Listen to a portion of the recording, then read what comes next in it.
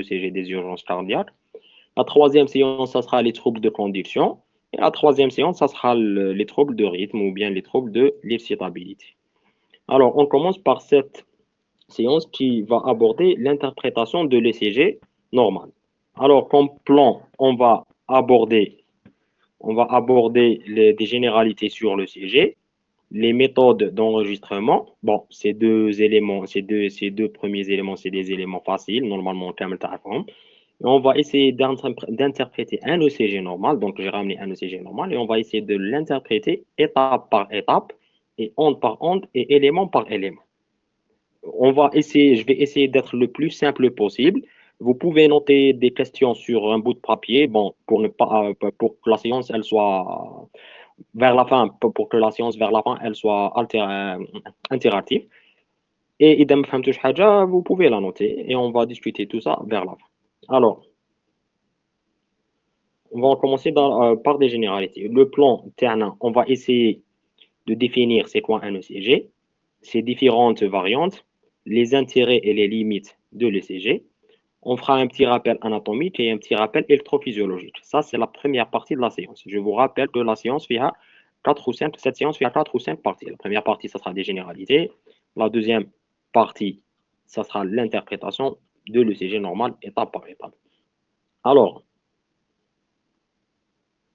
pour définir un ECG, tout simplement, l'ECG, c'est un tracé scalaire. C'est quoi un tracé scalaire? C'est un tracé à la سلم millimétré. عندك محور تراتب ومحور الفواصل. Donc, c'est un tracé scalaire qui enregistre sur un papier millimétré. Il va enregistrer une chose en fonction d'une autre chose. L'ECG, il va enregistrer l'activité électrique du cœur en fonction du temps. Tout simplement, c'est ça un ECG. Et on veut dire par l'activité électrique du cœur les différentes variations du potentiel électrique généré par le myocarde au repos. Donc, on va enregistrer les variations du potentiel électrique généré par le myocarde au repos. Alors, je comme au repos parce qu'il y a un ECG qu'on peut enregistrer à l'effort. Ça, c'est déjà une notion. Ces variations électriques, on va les enregistrer grâce à des récepteurs qu'on appelle électrodes. Et ces électrodes, à savoir où ils placent. À chaque fois où ils placent les électrodes, il y a un nouveau nom, c'est l'ECG. D'accord. Et tout cela en fonction du temps. Donc, je m'excuse parce que la diapo, elle passe de façon lente. On va aborder comme deuxième point les variantes de CG. Et si vous remarquez, les variantes, on va aborder comme deuxième point les variantes de CG. Et si vous remarquez, les variantes de l'ECG, j'ai pris les mots-clés à la définition et on va les détailler. J'ai pris le mot électrode, j'ai pris le mot temps, et j'ai pris le mot repos. On a dit qu'on va enregistrer les variations du potentiel de repos par des électrodes au fil du temps dans un état de repos. Ça, c'est le CG normal. Donc, je commence par les électrodes. Généralement, je parle d'une façon générale, et de la façon la plus normalement possible, c'est les électrodes sont placées sur la surface d'étudiement, on va dire sur la surface corporelle. Ça, c'est le cas normal. Parfois, on peut placer ces électrodes à l'intérieur de l'œsophage. Pourquoi à l'intérieur de l'œsophage? Parce que tout simplement, on a fait notre deuxième année, on a fait l'anatomie. Le cœur, il est en rapport direct avec l'œsophage. Et l'œsophage, il est en rapport direct avec le cœur à travers sa l'oreillette gauche. Et on sait bien que pas mal d'anomalies électriques naissent au niveau de l'oreillette gauche. Et en faisant un ECG de surface, parfois on n'arrive pas à trancher, on n'arrive pas à étiqueter une anomalie sur le CG de surface et on est amené à faire un ECG en plaçant des électrodes à travers l'œsophage pour mieux explorer l'oreillette gauche. On peut placer directement ces électrodes sur la surface du cœur, ou sur la surface du cœur, tout simplement lors des interventions chirurgicales. Parfois, si on fait une chirurgie à cœur ouvert, le patient il risque de faire, on va dire, des complications péro. On est amené à faire un ECG sur la surface des sur la surface du cœur lors d'une intervention chirurgicale. Ça, c'est par rapport aux électrodes. Maintenant, par rapport au temps, je vous rappelle que le CG, c'est un enregistrement d'une activité électrique en fonction du temps. Le temps, c'est quelques secondes. Donc, on va essayer de capter des anomalies de CG électrique. Et parfois, ces anomalies sont des anomalies paroxystiques qui peuvent passer inaperçues lors d'un simple CG. Dans ce cas-là, par exemple, j'ai un patient, je fais des palpitations. Théoriquement, le moment exact des palpitations, si tu fais un ECG, il vient normal, tu ne peux pas lui dire c'est bon, t'as rien de pathologique, mais plutôt tu as à lui demander un entéro-ECG. C'est quoi un entéro-ECG? Tout ce qui s'appelle entéro, c'est un examen d'endo dans la journée, dans 24 heures.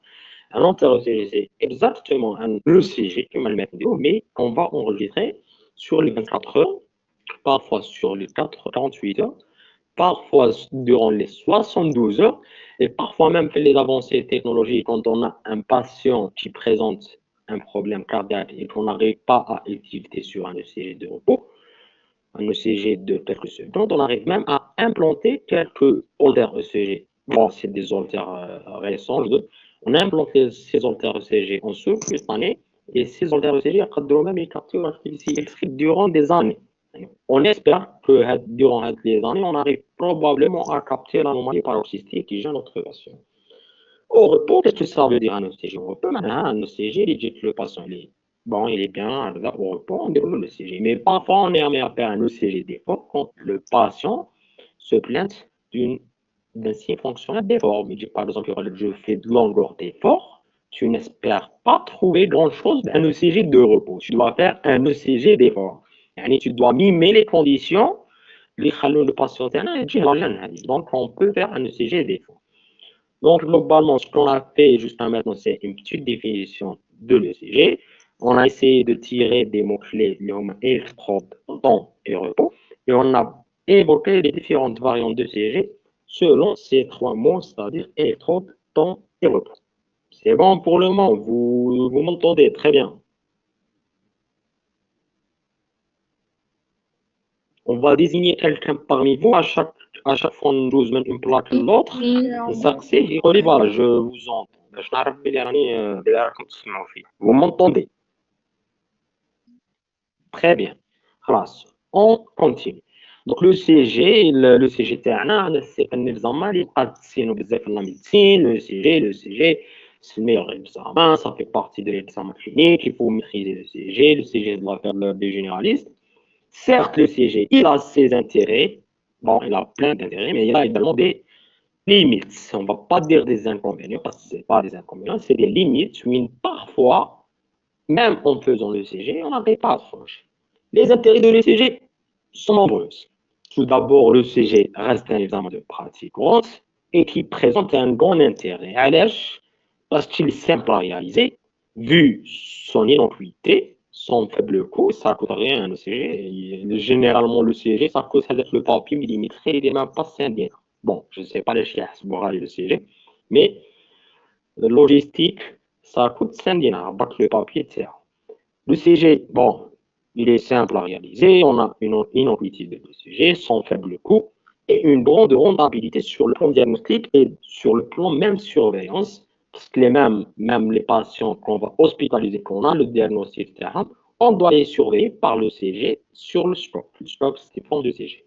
Mais même si le CG semble très puissant comme examen complémentaire, il a aussi parfois des limites diagnostiques dans certains cas. Sans oublier que le CG il va nécessiter une technique très rigoureuse pour son interprétation. Il y a plein de limites diagnostiques. Probablement, vous n'allez pas me comprendre maintenant, mais je vais essayer d'aborder quelques limites diagnostiques. Ce n'est pas très important pour le début, mais les gens qui ont des sur le CG, les autres gens, ils ont vers la fin de la formation. Par exemple, le CG, bon, c'est un peu avancé ce que je vais aborder actuellement. Le BAV 2 pour 1, le CG simple, on ne peut pas le typer comme BAV deuxième degré ou troisième degré. Le BBG, on ne peut pas le typer comme c'est donc on a dû se cacher par le BBG, voilà autre chose. Ça, c'est juste des exemples très probablement vers la fin de ce moment. Comme on a déjà dit, le CG, ça nécessite une technique rigoureuse d'interprétation. Mais pour être honnête, la principale limite de l'ECG reste bien évidemment les étudiants, là, les praticiens de santé qui ne maîtrisent pas bien la question, qui ne maîtrisent pas le CG. C'est vraiment la principale limite. D'où l'intérêt de cette petite formation, là, de cette première séance, normalement vers la fin, Et on on est quand vous même apte à différencier un ECG normal d'un ECG pathologique. Ça va, vous m'entendez? Très bien. Alors, on a abordé, je vous rappelle qu'on a abordé une définition, les variantes de l'ECG, ses intérêts, ses limites. Et avant d'entamer vraiment la séance elle-même à l'interprétation du CG, on est obligé de faire un petit rappel anatomique et un petit rappel électrophysiologique. Parce que le CG, c'est l'électrophysiologie, c'est la physiologie électrique. Le CG, c'est la physiologie électrique. Les coqueurs de la piste, c'est la physiologie mécanique, c'est l'hémodynamique cardiaque.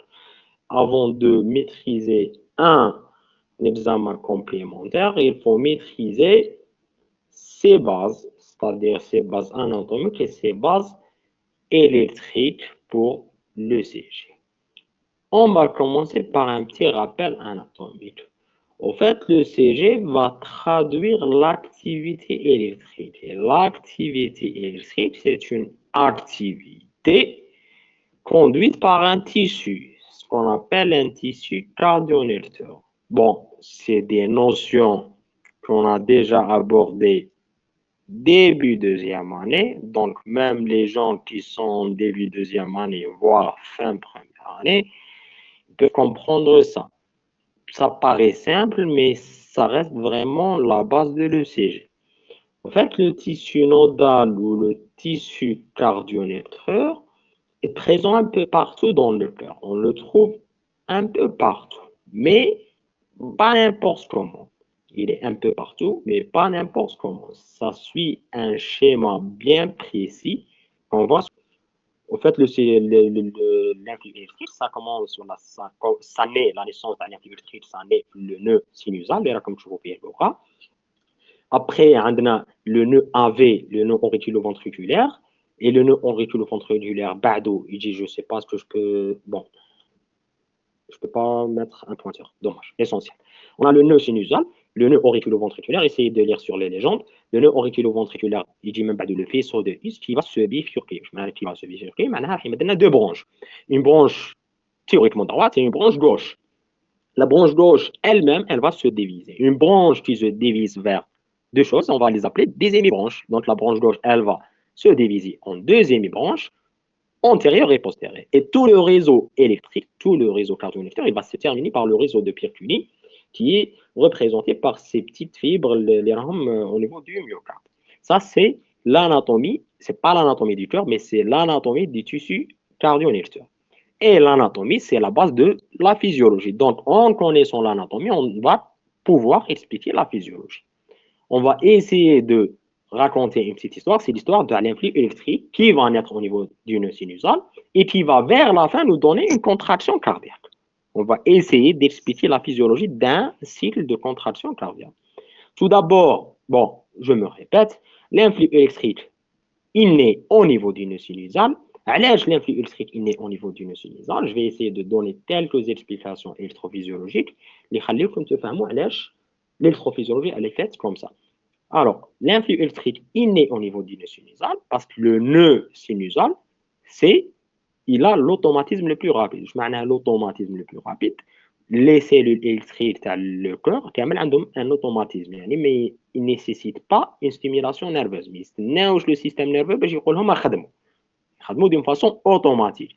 Et parmi toutes les cellules du cœur, les cellules du nœud sinusal ont l'automatisme le plus rapide. Donc, ils vont prendre le relais pour le cœur, tout simplement. Donc, l'influx électrique est né au niveau du nœud sinusal, tout simplement parce qu'il a l'automatisme le plus rapide.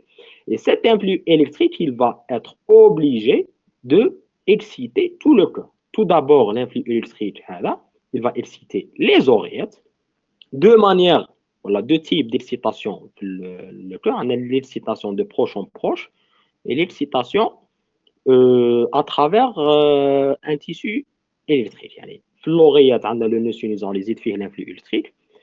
L'influx électrique هذا il va exciter les oreillettes de proche en proche. علاش de proche en proche? Parce que si on regarde les oreillettes, il n'y a pas de tissu interconducteur فيهم. On va essayer de ne pas rentrer dans les détails, mais les oreillettes, il n'y a que le nœud sinusal qui génère l'influx électrique. Et l'influx électrique, il va essayer d'exciter les oreillettes de proche en proche, yani d'une cellule à l'autre. Il excite la cellule sous-jacente, elle excite la cellule étoile, et on appelle ça de proche en proche. Et qui dit excitation de proche en proche, dit une excitation lente, parce qu'elle ne prend pas une voie rapide. Et une excitation lente va se traduire par une onde qui est large. Et on va l'appeler une onde de P large. Cette excitation, je me répète, qui naît au niveau du nœud sinusal et qui excite les oreillettes de proche en proche, elle va arriver à un certain moment à la jonction auriculo-ventriculaire. Où est-ce qu'il y a la jonction auriculo-ventriculaire, qui est le nœud auriculo-ventriculaire, voilà ce qu'on appelle le nœud auriculo-ventriculaire, le nœud AV. Je fais le nœud AV parce que je vais utiliser le mot. Mais à le moment, je vais utiliser le mot nœud AV. Le nœud AV, malheureusement, c'est le seul chemin qui تقدر تفوت عليه l'électricité اللي راهي في les oreillettes. Les oreillettes, l'électricité في les oreillettes, elle est obligée de passer par le nœud AV.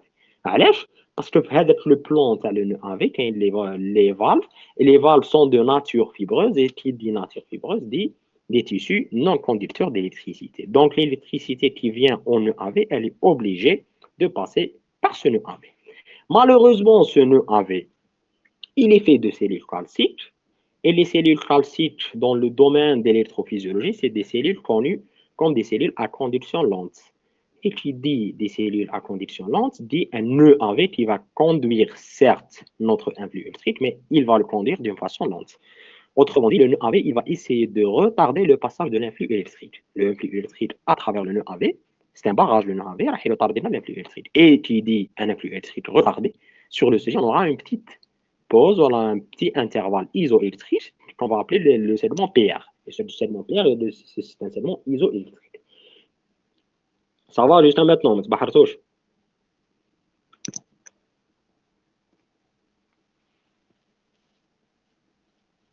Ah, il y a quelqu'un qui répond.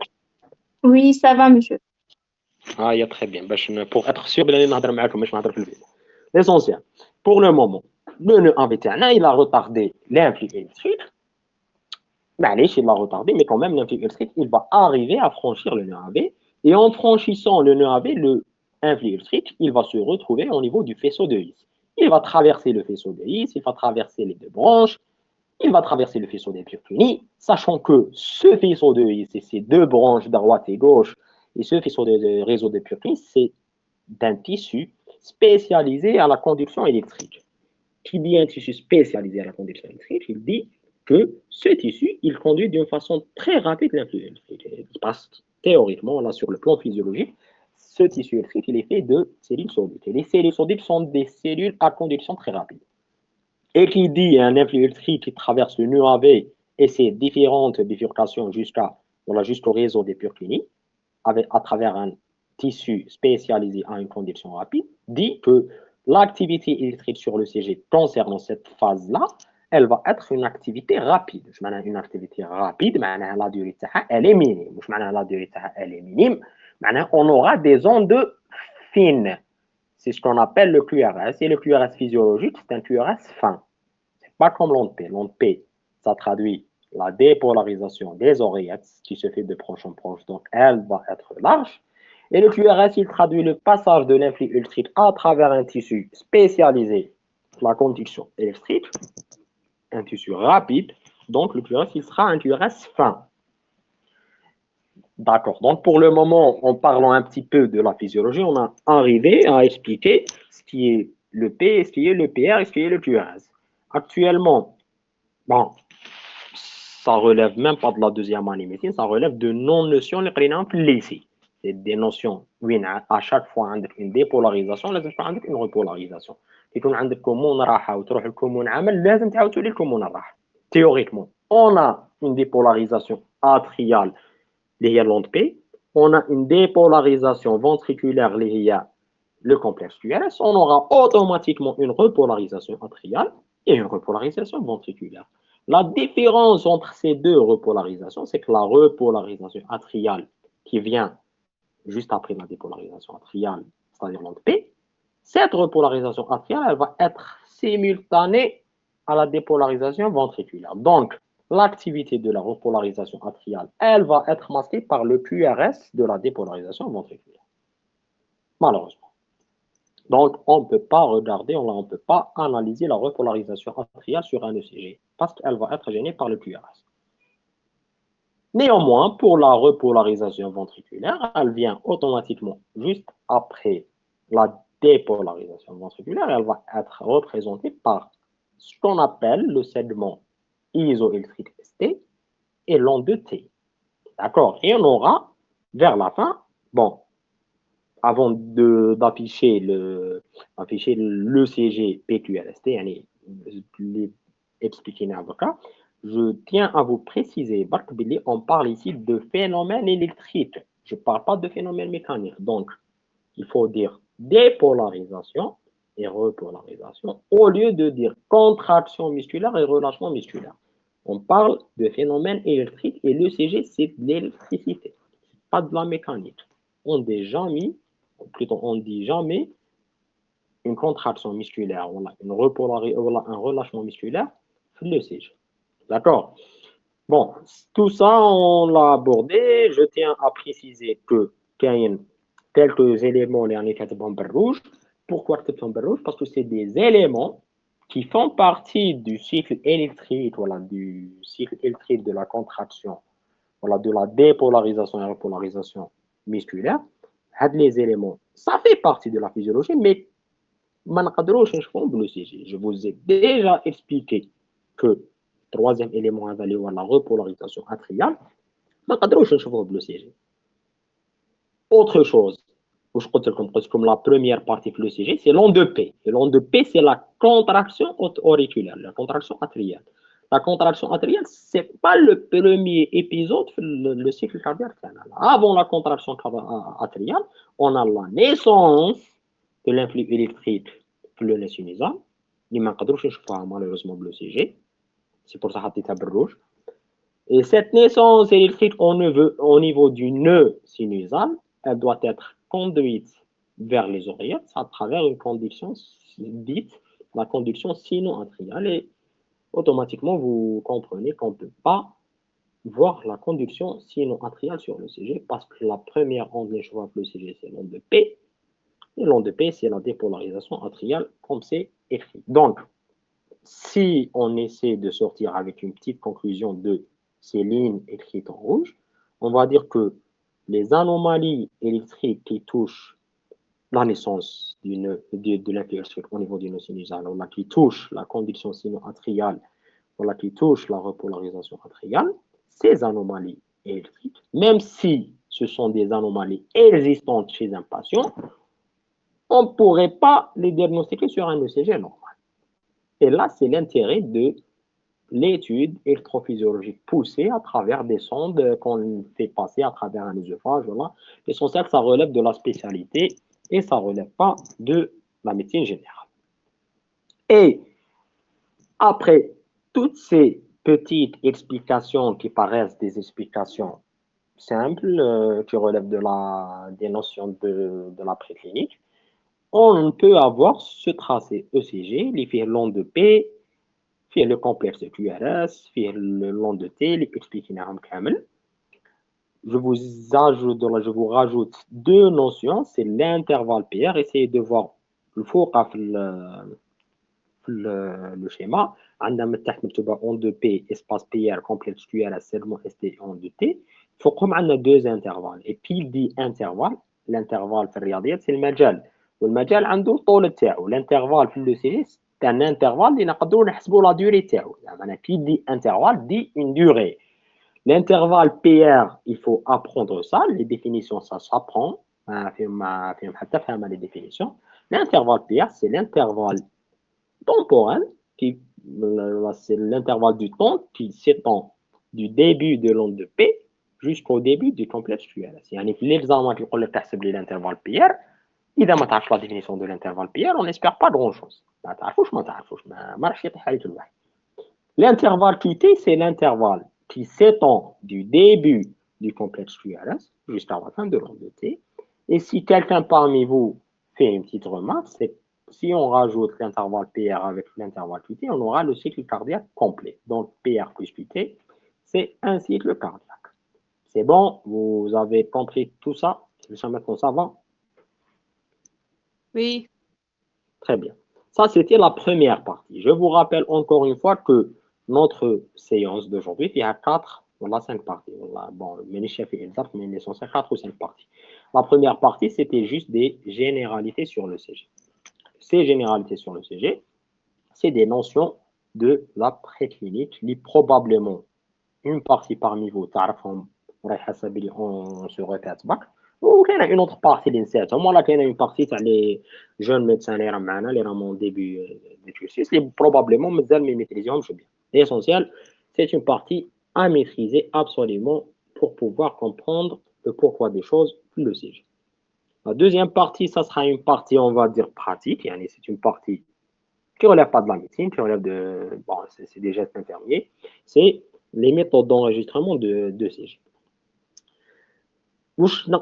Les méthodes d'enregistrement de CG, c'est les conditions d'enregistrement, le matériel qu'on va utiliser et principalement la technique d'enregistrement. Et on finira cette partie-là par par quelques notions primordiales les avant de commencer l'interprétation de l'ECG.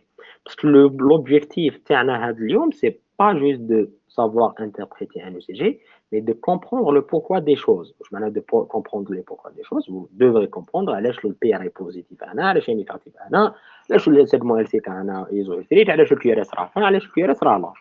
Vous devez aborder le CG de deux points de vue. Vous devez comprendre le CG, ça prend du temps pour comprendre le CG, pour comprendre chaque déflexion positive et négative, ça prend du temps, énormément de temps. Et vous devez revoir le CG une autre fois d'un autre point de vue, un point de vue synthétique, voilà, un point de vue plutôt analytique. Et vous devez comprendre, après vous devez analyser les ondes, car le CG une onde par onde, et le high level, c'est de synthétiser. Après avoir compris, après avoir objectivé au chef le CG, le high level, c'est de synthétiser et de sortir avec une synthèse qui dit que cette CG, il est normal, il est pathologique, la pathologie, rien, et on fait telle conduite. On commence.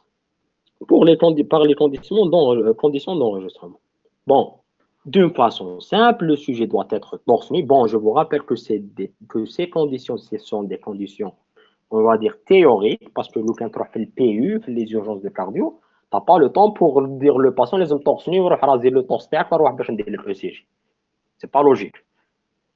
Allez, ici, on est en train d'apprendre. C'est bien d'apprendre les choses sur les règles de l'art, mais la pratique, c'est pas la théorie, la pratique, c'est autre chose. Donc, j'ai dit que le sujet doit être torse nu avec rasage préalable. Bon, la position de notre patient, de préférence, c'est une position décubitus dorsal. Pour les jeunes médecins parmi nous, le décubitus dorsal, c'est un patient qui est allongé sur le dos. On a quelques exceptions. Parfois, on est ramené à faire l'ECG en position assise si notre patient il est orthopléique, il ne peut pas s'allonger, c'est-à-dire il présente un OAP. On peut faire même l'ECG en position debout, le patient en position debout, et même lors d'une épreuve d'effort, il y a un ECG d'effort, le patient doit être debout. D'accord? Le sujet doit être, le patient doit être en résolution musculaire complète. Pourquoi? Tout simplement, l'ECG, ça capte une activité électrique. Il n'y a pas que le cœur qui génère l'activité électrique. Il y a même les muscles squelettiques qui génèrent de l'activité électrique. Et je vous rappelle qu'on place l'ECG sur le thorax, sur un muscle, sur le pectoral, voilà, sur le pectoral, ça génère une activité musculaire. Le patient, le pectoral est relâché, donc le CG, voilà, l'électrotherna, pour ne pas dire ECG, parce que l'ECG, c'est l'électrocardiogramme, c'est l'enregistrement de l'activité électrique. Dans ce cas, les muscles du patient ne sont pas relâchés, on va capter une autre activité électrique que l'activité cardiaque. La pièce, elle doit être calme et réchauffée. Bon, je vous rappelle que c'est juste de la théorie. Et vous devez quand même expliquer, hein, il faut prendre un peu de temps pour expliquer à votre patient l'innocuité totale de l'examen, parce que parfois on est devant des gens très âgés, tu ne comprends pas c'est quoi un ECG. Et si vous expliquez pas l'innocuité de l'examen à vos patients, il va penser qu'il va être électrocuté. Voilà. Ça, c'est les conditions d'examen. Donc, bon, pour enregistrer un ECG, on n'a pas besoin de grand-chose. Il suffit d'avoir un simple appareil ECG, et l'appareil ECG fait 10 électrodes, d'accord? C'est un appareil muni au minimum de 10 électrodes, il doit être branché au secteur et chargé d'un papier millimétré, c'est des conditions bénignes. Les électrodes, parfois c'est des ventouses, on doit appliquer un gel conducteur pour placer les ventouses, parfois c'est des patchs. Il y a plusieurs types d'appareils. Maintenant, en ce qui concerne la technique d'enregistrement, il faut tout d'abord savoir qu'on a 10 électrodes. Ça, savoir qu'on a 10 électrodes, c'est déjà bien. Et les 10 électrodes qu'on a sont divisées en deux groupes. Il y a des électrodes qu'on place sur les membres, sur les mains et sur les pieds. On les appelle électrodes périphériques. Ils sont au nombre de 4. Là, plutôt, elles sont au nombre de 4. Et on a d'autres électrodes qu'on place sur le précordium, sur la paroi thoracique au niveau du cœur. On les appelle des électrodes précordiales et elles sont plutôt au nombre de 6. On va aborder chaque groupe d'électrodes. Allez, on va commencer bien sûr par les électrodes périphériques. Voilà à quoi ça ressemble des électrodes périphériques. On a 4 électrodes. On doit placer l'électrode rouge sur la main droite, l'électrode noire sur le pied droit, l'électrode verte sur le pied gauche et l'électrode jaune sur la main gauche. Et il y a plusieurs mémotechniques pour apprendre cet emplacement. Je cite par exemple route nationale vert gigel. Donc le rouge, le noir, le vert et le jaune. Et ces électrodes périphériques, si on essaie de tracer un plan بيجوز على كامل هذه الالكترود يعني mathématiquement si لو كان نرسمو مستوي اللي يفوت على les 4 électrodes, ça sera un plan qui est parallèle au cœur يعني موازي le cœur يعني c'est un plan qu'on va dire un plan frontal. Et vous connaissez, ça veut dire quoi un plan frontal parce que ça relève de la première année. Donc, ces 4 électrodes périphériques vont essayer d'explorer le cœur sur un plan frontal. Pourquoi je précise cette notion? Parce que le cœur, l'activité électrique du cœur, on va l'explorer sous différents plans. يعني شغل راح تصور بني ادم هكذا من بعد تصوروا دو فاز دو بروفيل من الاورا ايتو. Et لو كان تشوف التصاور تاع البنادم هذاك من لي ديفيرون بوين دو في tu peux avoir une idée عن البنادم هذاك il ressemble à quoi. C'est kiff, c'est exactement la même chose que le CG. Les 4 électrodes périphériques vont explorer le cœur sur un plan frontal. Et en explorant le cœur sur un plan frontal, qui m'a fait de l'image, je vous rappelle qu'on a 4 électrodes, mais les 4 électrodes, ils donnent 6 dérivations. Ça commence à se compliquer, mais il faut تبعوا معايا علاش 4 électrodes ils donnent 6 dérivations. Tout d'abord, je معناها une dérivation. Une dérivation, c'est شعاع في الرياضيات. C'est un vecteur اللي عنده une origine وعنده une fin, عنده اتجاه. C'est les 3 éléments تاع les vecteurs اللي نعرفوهم في التروازيام اني سويا. Et pour avoir une dérivation, on a automatiquement besoin de 2 points, يعني une origine et une fin. L'origine ou le fin, c'est des électrodes. Si on s'amuse à rechercher les 6 dérivations qu'on peut faire avec 4 électrodes, on a 3 types de dérivations et 3 types d'autres dérivations. Les 3 premiers types de dérivations, on les appelle dérivations bipolaires. Pourquoi bipolaires? Parce que ça commence par un pôle et ça se termine par un pôle et chaque pôle a une électrode. La première dérivation, c'est la D1.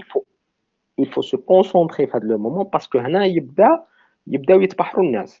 la première dérivation D1, elle est entre la main droite et l'électrode de la main gauche, qui m'arrive le vecteur D1 D2, il est entre la main droite et le pied gauche. راه مرسوم الشعاع تاعنا بالديبي تاعو باللافان تاعو بالorientation تاعو. D3, c'est la main gauche, le pied gauche, وراه مرسوم l'électrode تاعنا. Une petite remarque, c'est que le pied droit, ما هضرناش عليه خلاص, parce que le pied droit, c'est le pied noir, وين حاطين l'électrode noir, c'est l'électrode neutre. صار لنا كيما الماشينه لافي, لازمك électrode neutre باش تخدم l'électricité تاعك. Donc, on a trois dérivations bipolaires اللي خدمناهم باللي ديفيرونت électrodes تاعنا, sachant que واحد l'électrode هي l'électrode du pied droit حاطينها comme électrode neutre. Les trois autres types de dérivations, on les appelle des dérivations unipolaires. Pourquoi unipolaires? Parce que راح نخدموا une seule ventouse فيهم, une seule électrode. يجي واحد يقول لي voilà, ça fait quelques minutes quand on a dit pour avoir une dérivation là, pour avoir un vecteur, on a besoin de deux points, un début et une fin. Je vous réponds dès maintenant que les dérivations unipolaires, les trois dérivations unipolaires ont toutes la même origine, il y a le cœur. Si vous voyez bien l'image, je vous vais les trois dérivations AVR, AVL et AVF. Ça commence par le cœur et ça va vers une ventouse. Il y a par exemple l'AVR entre le cœur et la main droite. AVL, L pour left, c'est entre le cœur et la main gauche.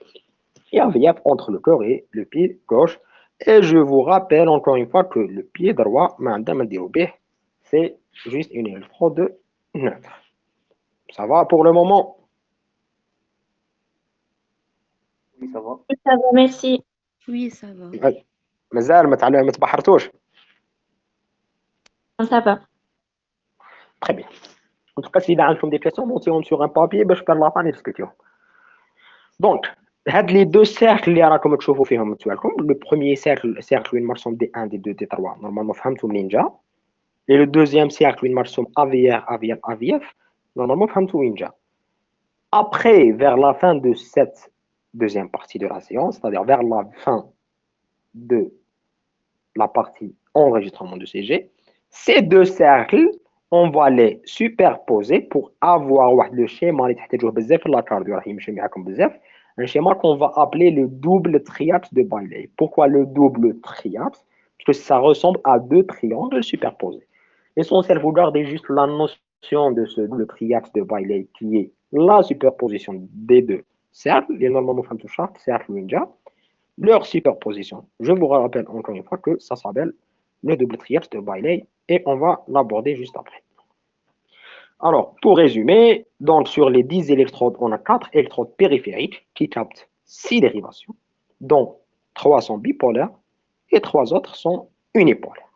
Maintenant, sur les 10 électrodes, on a expliqué les 4 premiers électrodes. Sur les 6 électrodes, on a des électrodes précordiales. Alors, des électrodes précordiales parce qu'on va les placer au niveau du précordium. Qui fait on les place au niveau du précordium, c'est qui m'a affiché sur l'image. Je vous rappelle que pour rechercher les espaces intercostales, on a un repère. Le repère, c'est une saillie osseuse qu'on appelle l'angle de lui. La flèche, on essaie de palper le sternum, mais une fois on ressent la cassure entre la partie supérieure et la partie inférieure du sternum, ça s'appelle l'angle de Lewis. Et l'angle de Lewis, il correspond sur l'angle de Lewis. Juste l'espace qui est c'est le deuxième espace intercostal. Donc, notre repère, l'angle de Lewis, c'est grâce à lui, on peut trouver le deuxième espace intercostal. Et en trouvant le deuxième espace intercostal, on doit rechercher le quatrième espace. Le deuxième, le troisième, le quatrième espace. Sur le quatrième espace intercostal, sur la droite, on place la première électrode V1, V rouge. Sur la gauche, on place la deuxième électrode V2, V jaune. Ça, c'est le quatrième espace intercostal. Après le quatrième espace, on a le cinquième espace intercostal. On va placer le V4 en sous-membranaire, je vous rappelle que qui est comme le V1, V2, vous sautez directement le V4. Donc, le V4 placé en sous-membranaire. Sur la même ligne de l'espace intercostal gauche, on place la V5 sur la ligne axillaire, au niveau axillaire antérieur. et la V6 sur la même ligne axillaire, yani moyen, yani exactement on fait la moitié de la ligne axillaire. Le V3 tout simplement, on a actuellement deux lignes, on a sur la quatrième espace intercostal, on a le V1, V2, et sur le cinquième espace intercostal, on a V5, V6, plutôt V4, V5, V6. Le V3, c'est exactement à mi-distance entre les deux lignes. Le V3, c'est la dernière électrode à placer.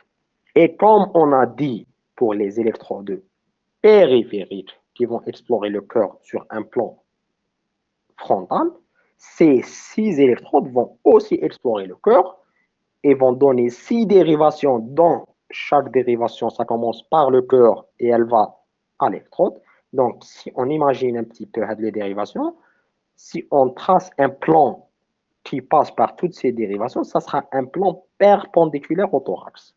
Donc, on va dire un plan perpendiculaire et couper le thorax le schéma اللي رانا نشوفوا فيه. D'accord? On va dire que ces 6 dérivations qui sont tous des dérivations unipolaires, يعني يبداو من le cœur ويروحوا للافانتوز, نسموهم des dérivations unipolaires V1, V2, V3, V4, V5, V6. Et ces dérivations unipolaires vont explorer le cœur sur un plan perpendiculaire. Et si on regarde, bon, je vais essayer un pointeur sur la diapo, si on ne connaîtrait pas. Bon, dommage, il n'y a pas de pointeur.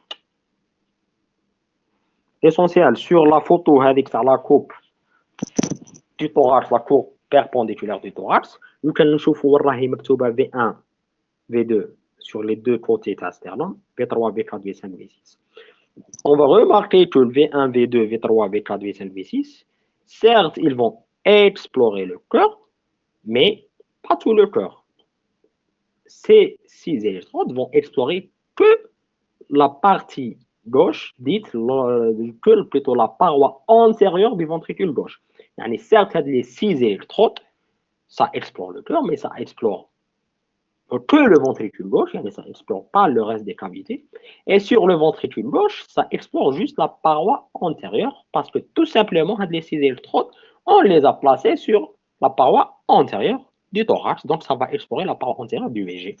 Malheureusement, lorsqu'on a une artère bouchée, ça ne va pas toucher que la paroi antérieure du VG, ça peut toucher la paroi postérieure du VG, comme ça peut toucher le VD et non pas le VG.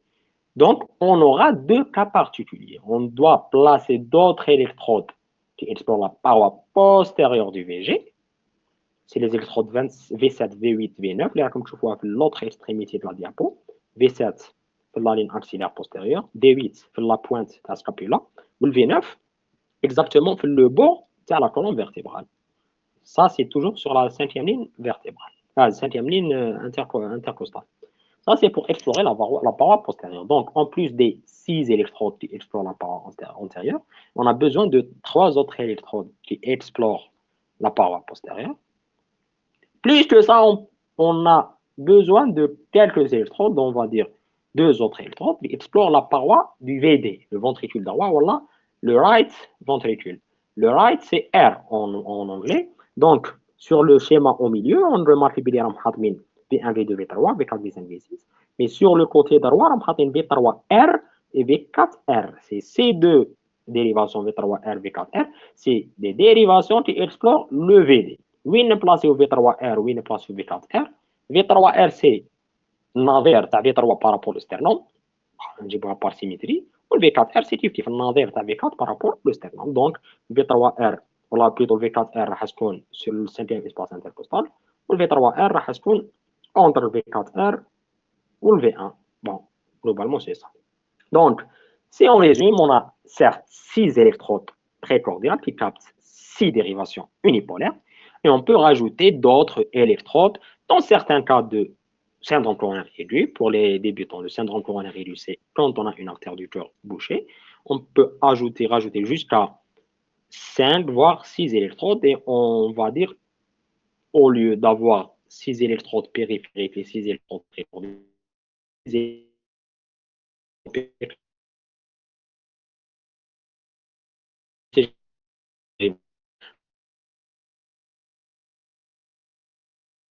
et et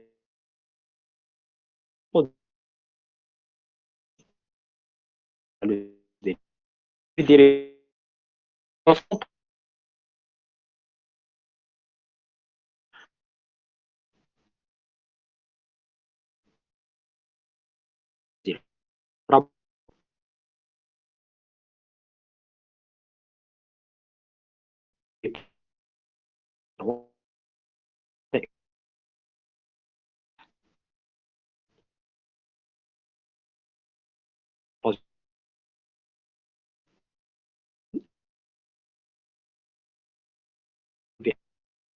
et bon, on peut ajouter d'autres électrodes, 3 pour la paroi postérieure, 2 voire 3 électrodes pour le VD.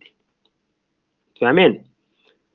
Ben, nous avons juste une petite étape pour avoir notre CG. Vous voyez alors, il n'y a pas plus simple qu'enregistrer un OCG. Maintenant, il suffit juste de cliquer sur le bouton imprimer et vous aurez le tracé entre vos mains. Voilà, vous cliquez sur le bouton imprimer et vous aurez ce tracé qui paraît très difficile à interpréter, mais je vous assure que vers la fin de cette séance, vous allez décortiquer le tracé. Est-ce que vous avez tout compris jusqu'à maintenant? Oui, oui, C'est clair. عيطوا ولا مازال؟ c'est très clair. مازال ما عيطوش؟ خلاص. Parce que là عيطوا غير قولوا لي. Parce que une fois on dépasse une notion ما تفهموهاش, ce que je vais vous faire, c'est qu'on a commencé, comme شفتوا بدينا بلا définition تاع le CG. À chaque fois on نبنيو une notion على النوسيون اللي قبلها. سما لو كان ما تفهموش une notion اللي بعدها ما راكمش غادي تفهموها. Essentiel, c'est clair pour le moment. مازالت لنا l'étape ولا la partie importante de la présentation qui est l'interprétation proprement dite de CG. Je vous rappelle encore une fois que la première séance تاعنا درنا فيها des généralités sur le CG comme première étape, la méthode d'enregistrement comme deuxième étape, et la troisième étape, ça sera l'interprétation proprement dite de le CG. Mais avant de commencer l'interprétation proprement dite d'un ECG, je vais aborder avec vous deux notions. Ces deux notions, ce sont des notions très primordiales pour pouvoir comprendre le pourquoi des choses, les ECG. La première notion, donc avant de commencer l'interprétation, on va aborder deux notions. La première notion, c'est le double triaxe de Bailey. C'est quoi le double triaxe de Bailey? C'est le grand cercle et le grand cercle à côté. Le double triaxe de Bailey, comme compliqué, ça va nous servir pour calculer l'axe du cœur. On calcule l'axe du cœur.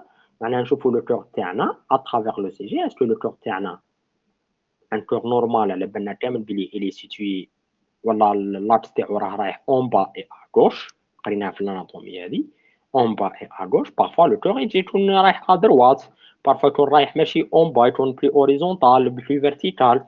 Et pour pouvoir savoir le cœur تاعنا وين رايح, c'est une information essentielle في le CG.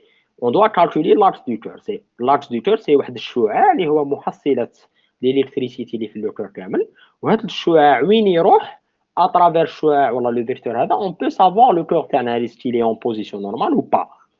Et pour savoir si le cœur تاعنا il est en position normale ou pas, on doit voir le vecteur تاعنا وين رايح, et le vecteur تاعنا on doit le comparer avec des dérivations اللي هما les dérivations اللي راهم في le double triaxe de Bailey.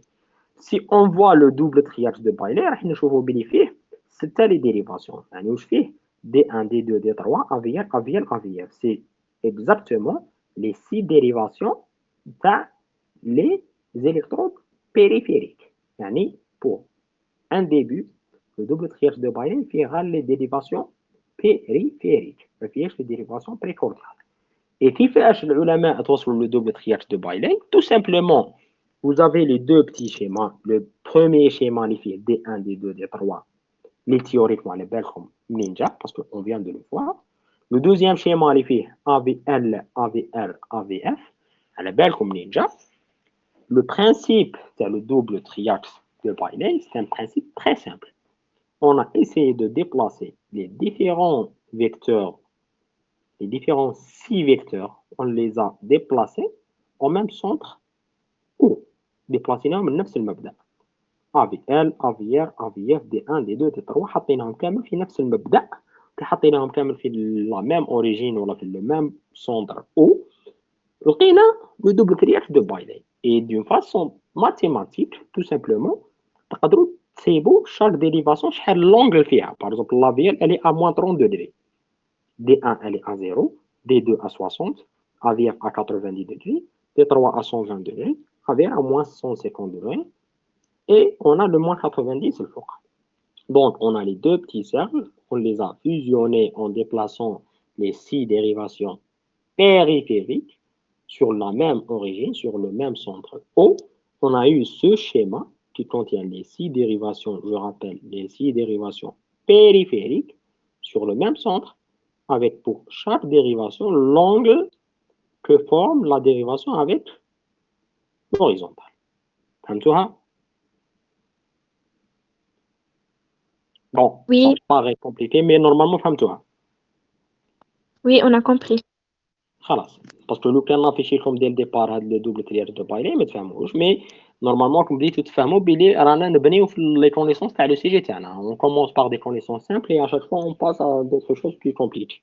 حتى نورمالمون vers la fin vous aurez la capacité d'interpréter un ECG d'une façon brève et rapide. La deuxième remarque qu'on doit connaître avant de commencer l'interprétation, c'est que parfois sur l'ECG, on a des ondes positives comme l'onde P, et parfois on a des ondes négatives comme l'onde Q, par exemple, après de l'autre fois. L'essentiel sur l'ECG, c'est une variation de l'activité électrique en fonction du temps, et cette variation, ça sera sous forme d'onde, ça sera sous forme de déflexion, parce que les ondes, c'est le langage électrique, on les appelle des déflexions. Et ces ondes peuvent être des ondes positives, comme peuvent être des ondes négatives. Et c'est légitime que quelqu'un parmi vous ait le micro et dit voilà pourquoi quelques ondes sont positives et d'autres ondes sont négatives. Tout simplement, ça suit une loi physique. Pour parler d'une onde positive, voilà, d'une onde négative, on connaît l'électrophysiologie, on connaît l'onde qui fait jet, la naissance qui fait jet. On compare la direction de l'onde, l'électrophysiologie. Par exemple, on a l'onde de P, ou la direction de l'onde. Donc, on a la direction de l'onde. On compare la direction de l'onde avec la direction de la dérivation. Par exemple, la dérivation, on a D1, D2, D3, AVR, AVL, AVF, V1, V2, حتى V6. On a 12 dérivations. Donc, تعرفوا هذا الشيء. Les ondes, على بالنا les ondes كيفاش المنشأ تاعهم في l'électrophysiologie. Tout simplement pour savoir si une onde elle est positive, voilà, elle est négative, voilà, si une onde va être plutôt positive ou négative, on compare sa direction avec la direction de la dérivation اللي حابينها. كيفاش نعرفوا la direction تاع la dérivation؟ c'est à travers le double triaxe de Bailey اللي هذا اللي هضرناه وقلت لي فهمته. إذا les deux directions كيف la l'onde elle sera positive. إذا les deux directions ماشي كيف l'onde elle sera négative. Et je ne vais pas m'amuser à vous expliquer chaque onde, pourquoi elle est positive, voilà, elle est négative sur chaque dérivation des 12 dérivations. Mais si quelqu'un parmi vous, il s'amuse à faire ça, rapidement, l'onde elle est positive ou négative. Je vais prendre l'exemple de l'onde de P en D2. L'onde de P qui est une onde, les ondes de l'ECG, et D2, c'est une dérivation parmi les 12 dérivations de l'ECG. L'onde de P, l'électrophysiologie, c'est la dépolarisation des oreillettes, c'est pas la contraction des oreillettes, c'est la dépolarisation des oreillettes. Qui fait la dépolarisation, un nez, le nœud sinusal, vous direz pas de proche en proche vers le nœud auriculo-ventriculaire. Donc, la direction, elle va suivre le flèche orange. Comparé à la flèche orange pour la dérivation des deux, le double triaxe de Bailey. La dérivation des deux, c'est une dérivation qui fait 60 degrés. C'est une dérivation des deux. On compare l'onde de P, la direction de la dérivation des deux. On voit rapidement que la P, elle suit la direction de la dérivation des deux. Donc la P, automatiquement, elle sera positive sur la D2. Si on prend un autre exemple, on compare la P avec la VR. La VR, تبدأ من المبدأ وتطلع حتى moins 150 degrés. On comprend vite que l'onde P, elle est positive, certains des deux, mais elle doit être négative en AVR. Et si on n'a pas ces deux conditions, c'est pathologique. Donc, le CG normal, l'onde P, elle doit être positive en D2 et elle doit être négative en AVR. D'accord? Je vous affiche le CG normal qu'on va interpréter pour vous faire voir l'onde P في D2 في l'AVR. في l'AVR plutôt. وراه D2 هنايا. ها D2. ها D2, l'onde P, elle est positive. J'espère que راكم تشوفوا l'onde P في D2. C'est la première onde. C'est la première onde في D2. في l'AVR, si on affiche l'AVR par exemple, l'AVR, là, on a une petite onde في l'AVR, une petite onde P qui est négative. Après, on a QRS aussi. Donc, l'onde P, elle est négative في l'AVR. Et on dit qu'une onde P normale, elle doit être positive en D2 et elle doit être négative en AVR. Et on peut appliquer ça sur toutes les ondes de l'ECG, sur toutes les 12, voire les 18 dérivations. فهمتوا ولا ما فهمتوش؟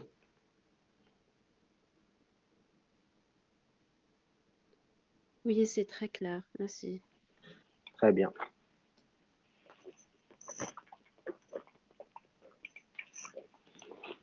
Alors, au début, قلت لكم عندنا 5 parties, voilà 6 parties, 5 parties في la présentation.